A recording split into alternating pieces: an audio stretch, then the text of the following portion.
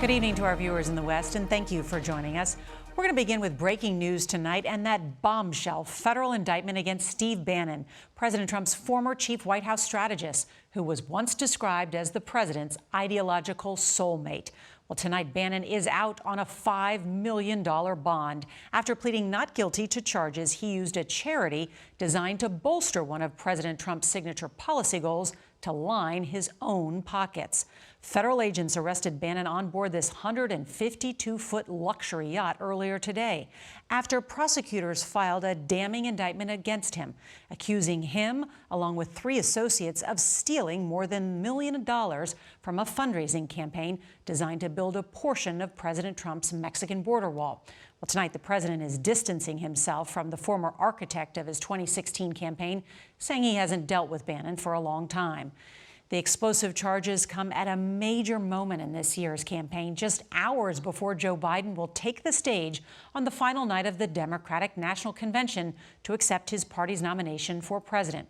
Sources say Biden will use his speech tonight not only to attack President Trump's handling of the coronavirus and the economy, but to lay out his vision for how he'd handle the twin crises now affecting this country.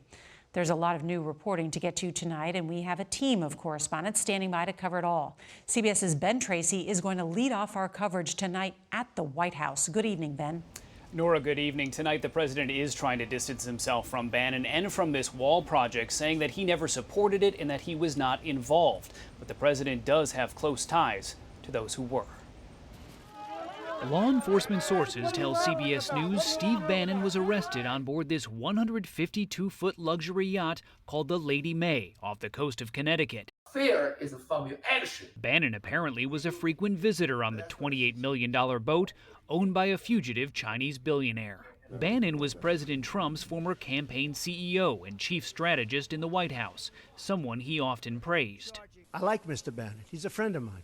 Prosecutors say Bannon ripped off donors who gave to an online fundraising effort called We Build the Wall, the first ever privately constructed border wall. The group raised more than $25 million to construct small sections of wall in New Mexico in support of one of the president's chief policy goals.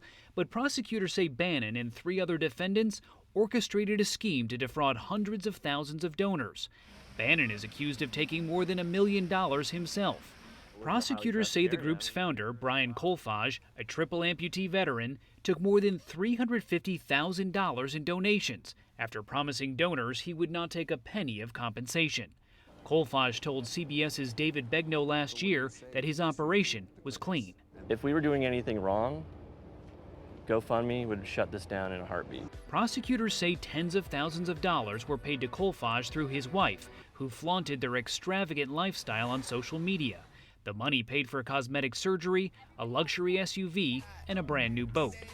Bannon once railed against the Washington swamp to 60 Minutes. The swamp is a business model. But he's now the 6th close associate of Mr. Trump to be criminally charged by the president's own Department of Justice. I haven't been dealing with him for a long period of time, as most of the people in this room know. Today, President Trump distanced himself from Bannon and the border project. I was not involved in the project. I have no idea who was. But several of the president's key supporters were on the group's board.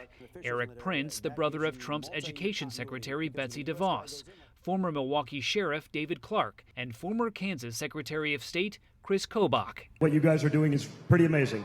And his own son, Donald Trump Jr., helped raise funds for the wall project last year. This is private enterprise at its finest. In another legal setback for President Trump today, a federal judge has ruled that he must turn over tax documents to the Manhattan District Attorney. Now, the president's lawyers say they will once again appeal that ruling, which means those documents likely won't be made public before the election. Nora. Ben Tracy at the White House, thank you.